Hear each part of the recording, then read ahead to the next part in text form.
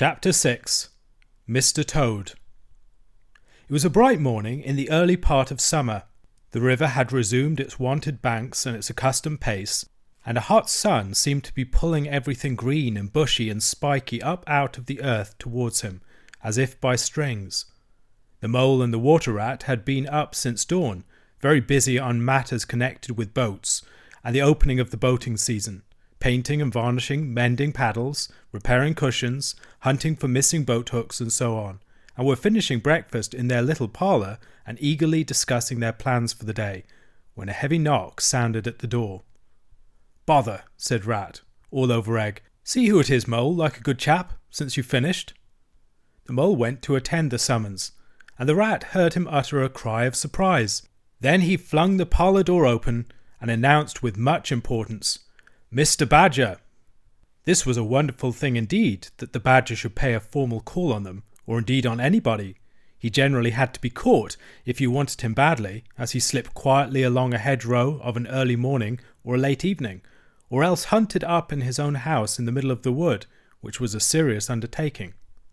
The Badger strode heavily into the room and stood looking at the two animals with an expression full of seriousness. The Rat let his egg spoon fall on the tablecloth and sat open-mouthed. "The hour has come," said the Badger at last with great solemnity. "What hour?" asked the Rat uneasily, glancing at the clock on the mantelpiece.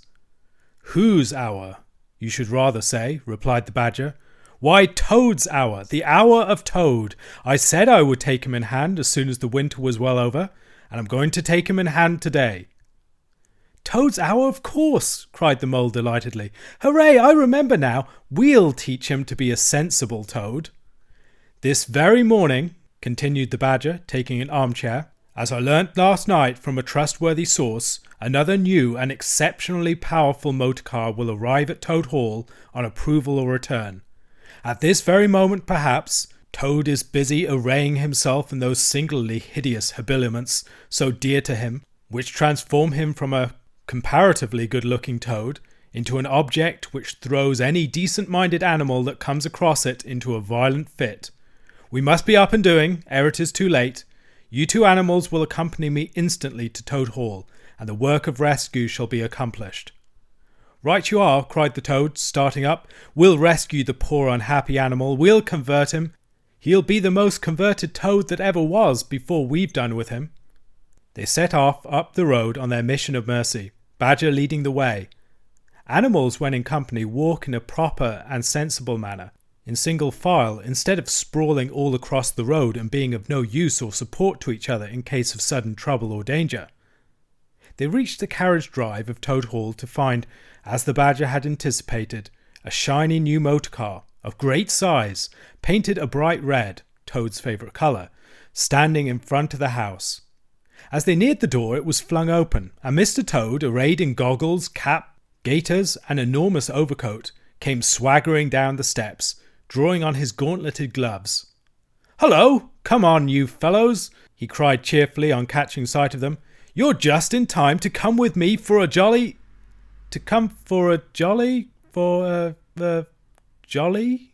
His hearty accents faltered and fell away as he noticed the stern, unbending look on the countenances of his silent friends, and his invitation remained unfinished. The Badger strode up the steps. "Take him inside," he said sternly to his companions. Then, as Toad was hustled through the door, struggling and protesting, he turned to the chauffeur in charge of the new motor car. "I'm afraid you won't be wanted today," he said. "Mr. Toad has changed his mind. He will not require the car. Please understand that this is final. You needn't wait." Then he followed the others inside and shut the door. "Now then," he said to the Toad, when the four of them stood together in the hall. "First of all, take those ridiculous things off." "Shan't!" replied Toad, with great spirit. "What is the meaning of this gross outrage? I demand an instant explanation." "Take them off him then, you two," ordered the Badger briefly. They had to lay Toad out on the floor, kicking and calling all sorts of names, before they could get to work properly. Then the Rat sat on him, and the Mole got his motor clothes off him bit by bit, and they stood him up on his legs again. A good deal of his blustering spirit seemed to have evaporated with the removal of his fine panoply, Now that he was merely Toad, and no longer the terror of the highway, he giggled feebly and looked from one to the other appealingly, seeming quite to understand the situation.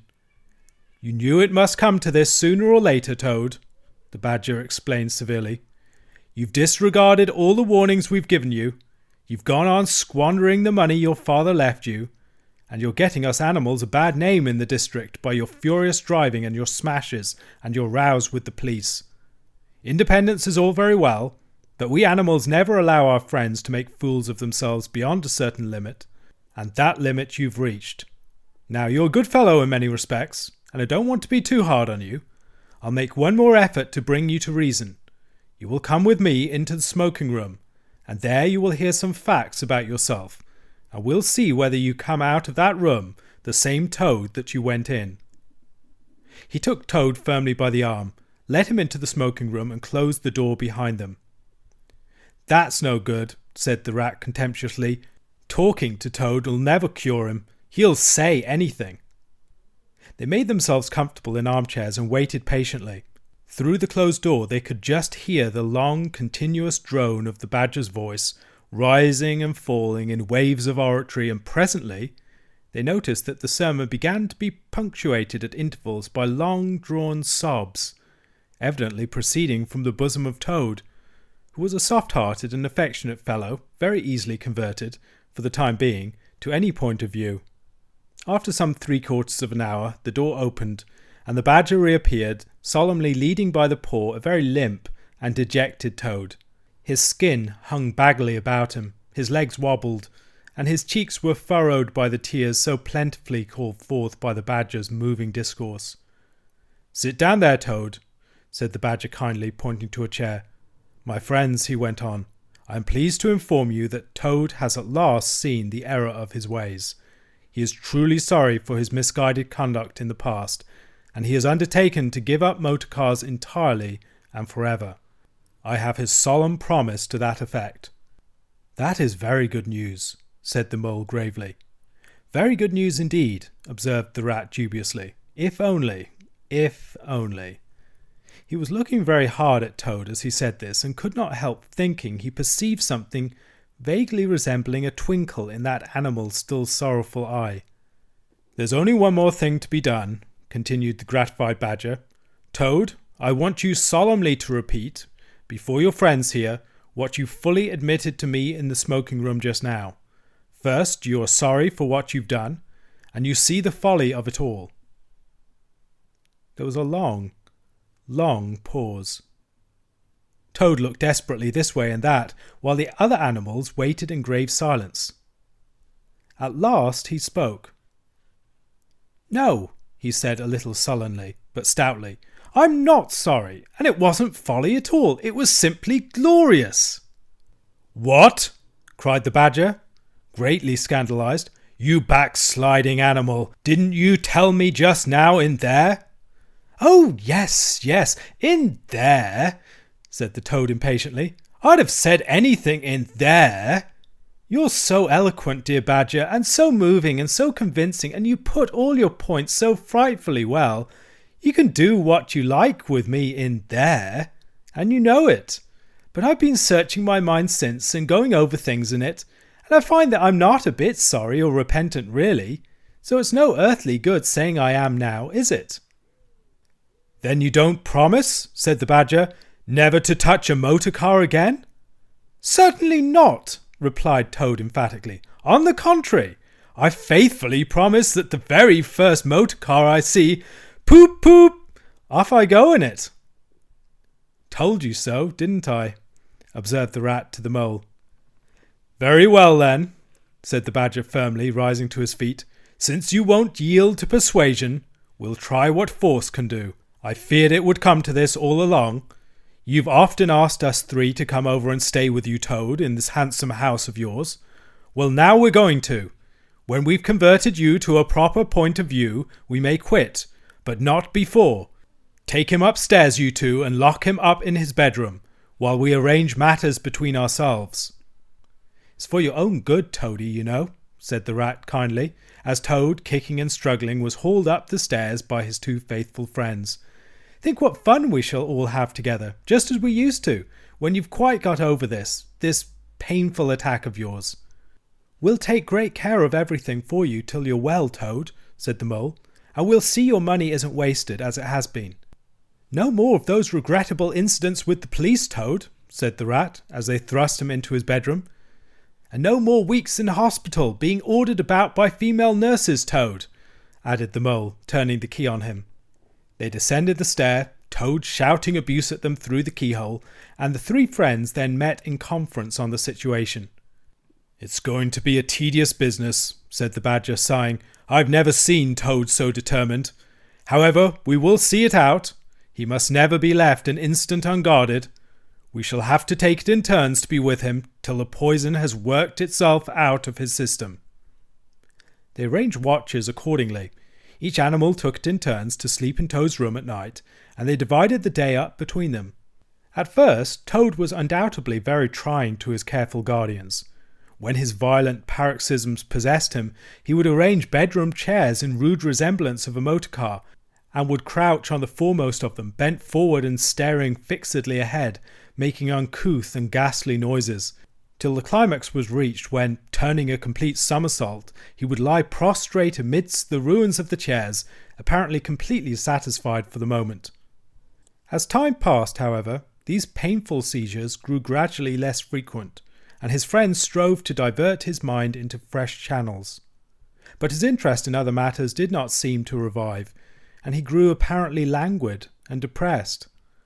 One fine morning the Rat, whose turn it was to go on duty, went upstairs to relieve Badger, whom he found fidgeting to be off and stretch his legs in a long ramble around his wood, and down his earths and burrows.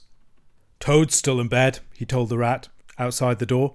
"Can't get much out of him except, 'Oh, leave him alone, he wants nothing, perhaps he'll be better presently, it may pass off in time, don't be unduly anxious,' and so on. Now you look out, Rat. When Toad's quiet and submissive, and playing at being the hero of a Sunday school prize, then he's at his artfullest. There's sure to be something up, I know him. Well now, I must be off." "How are you today, old chap?" inquired the Rat cheerfully, as he approached Toad's bedside. He had to wait some minutes for an answer. At last a feeble voice replied, "Thank you so much, dear Ratty. So good of you to inquire. But first, tell me how you are yourself, and the excellent Mole." "Oh, we're all right," replied the Rat. "Mole," he added incautiously, "is going out for a run round with Badger. They'll be out till luncheon time, so you and I will spend a pleasant morning together, and I'll do my best to amuse you. Now jump up, there's a good fellow, and don't lie moping there on a fine morning like this." "Dear, kind Rat," murmured Toad, "how little you realise my condition, and how very far I am from jumping up now, if ever. But do not trouble about me. I hate being a burden to my friends, and I do not expect to be one much longer. Indeed, I almost hope not." "Well, I hope not too," said the Rat heartily. "You've been a fine bother to us all this time, and I'm glad to hear it's going to stop. And in weather like this, and the boating season just beginning, it's too bad of you, Toad. It isn't the trouble we mind, but you're making us miss such an awful lot." "I'm afraid it is the trouble you mind, though," replied the Toad languidly. "I can quite understand it. It's natural enough. You're tired of bothering about me. I mustn't ask you to do anything further. I'm a nuisance, I know." "You are indeed," said the Rat, "but I tell you, I'd take any trouble on earth for you, if only you'd be a sensible animal." "If I thought that, Ratty," murmured Toad, more feebly than ever, "then I would beg you, for this last time probably, to step round to the village as quickly as possible, even now it might be too late, and fetch the doctor.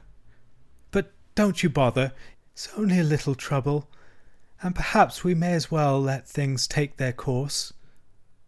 "Why? What do you want a doctor for?" inquired the Rat, coming closer and examining him.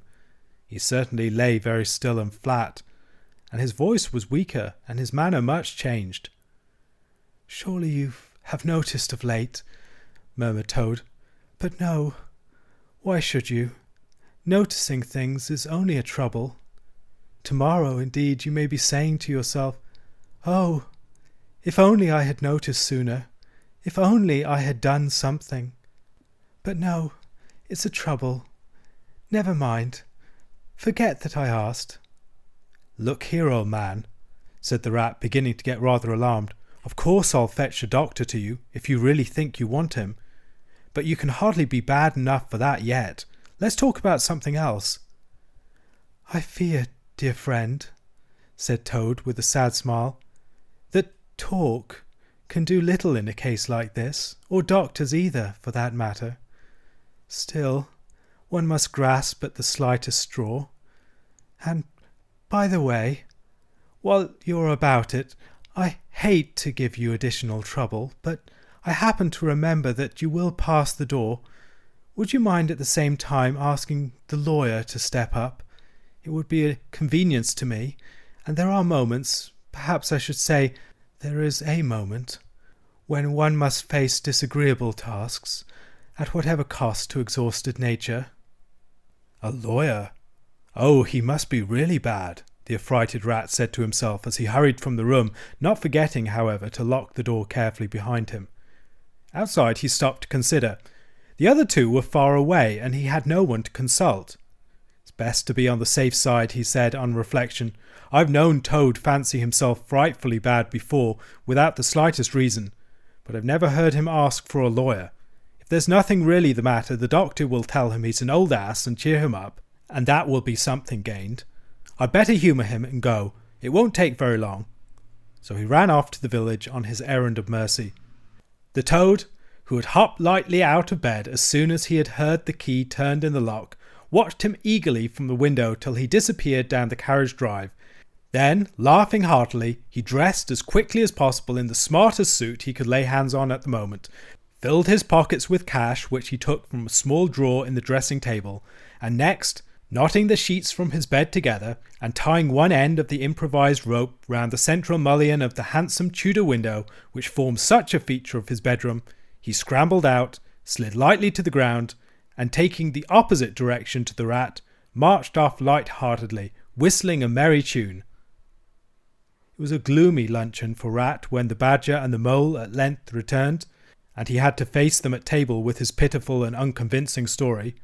The Badger's caustic, not to say brutal, remarks may be imagined, and therefore passed over, but it was painful to the Rat that even the Mole, though he took his friend's side as far as possible, could not help saying, "You've been a bit of a duffer this time, Ratty. Toad too, of all animals."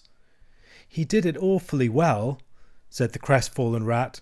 "He did you awfully well," rejoined the Badger hotly. "However, talking won't mend matters. He's got clear away for the time, that's certain, and the worst of it is he'll be so conceited with what he thinks is his cleverness that he may commit any folly. One comfort is, we're free now, and needn't waste any more of our precious time doing sentry go. But we'd better continue to sleep at Toad Hall for a while longer. Toad may be brought back at any moment, on a stretcher, or between two policemen."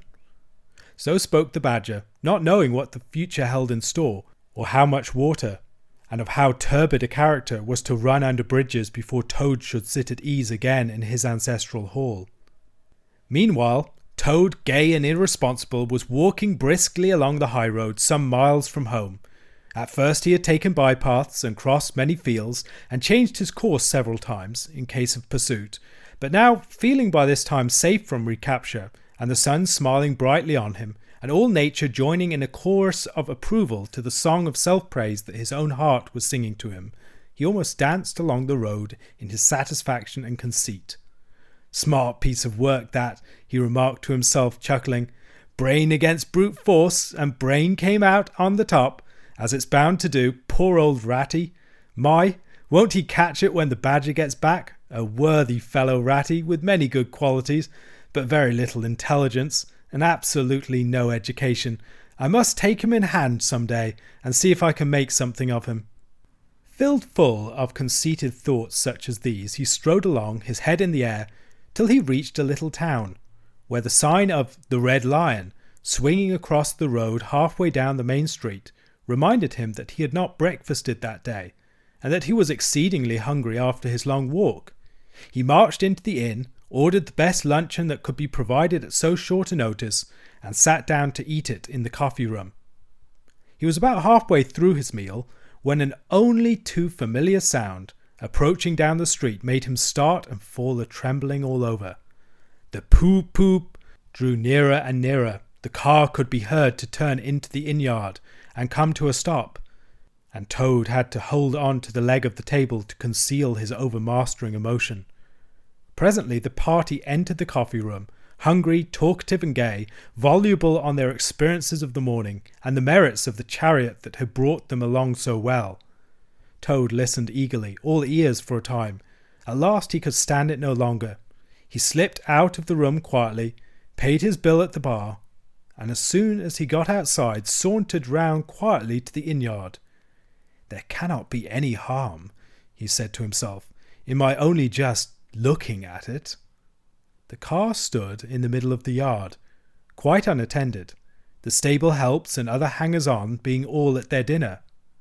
Toad walked slowly round it, inspecting, criticising, musing deeply. "I wonder," he said to himself presently, "I wonder if this sort of car starts easily." Next moment, hardly knowing how it came about, he found he had hold of the handle and was turning it. As the familiar sound broke forth, the old passion seized on Toad and completely mastered him body and soul. As if in a dream he found himself, somehow, seated in the driver's seat. As if in a dream he pulled the lever and swung the car round the yard and out through the archway. And, as if in a dream, all sense of right and wrong, all fear of obvious consequences seemed temporarily suspended.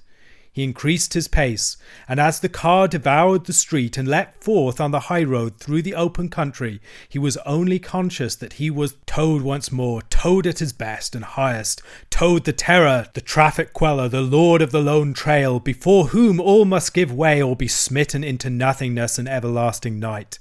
He chanted as he flew, and the car responded with sonorous drone. The miles were eaten up under him as he sped he knew not whither, fulfilling his instincts, living his hour, reckless of what might come to him.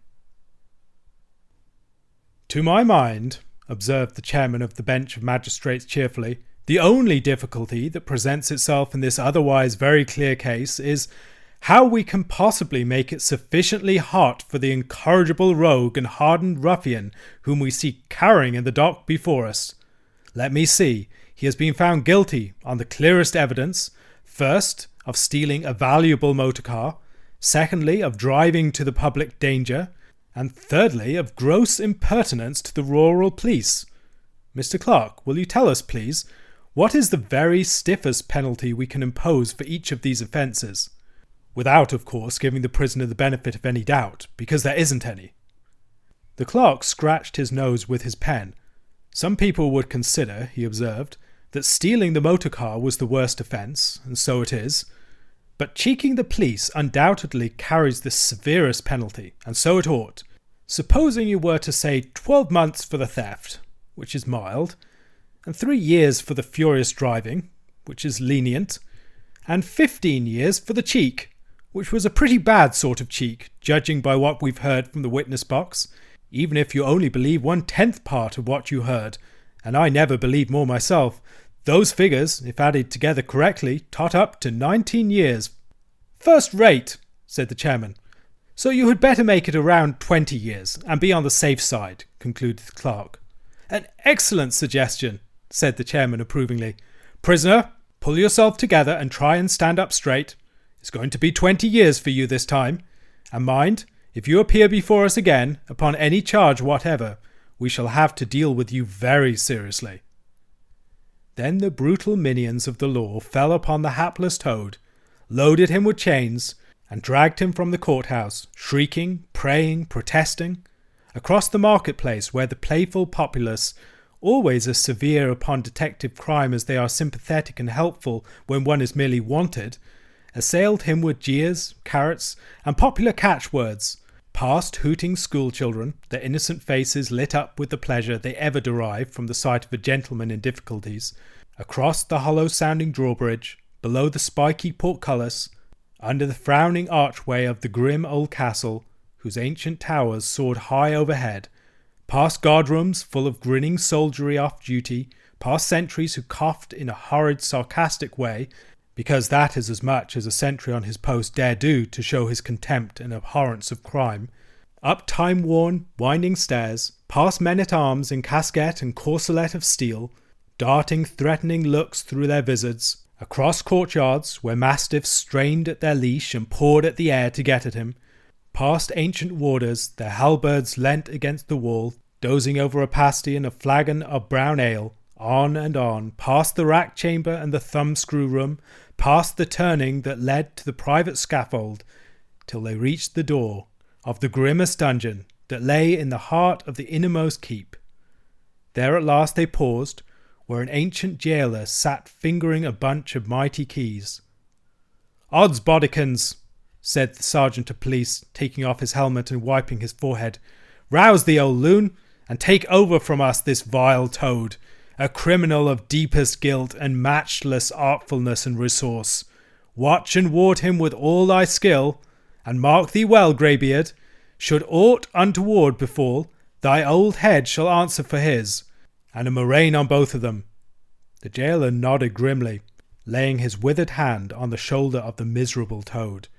The rusty key creaked in the lock, the great door clanged behind them, and Toad was a helpless prisoner in the remotest dungeon of the best guarded keep of the stoutest castle in all the length and breadth of merry England.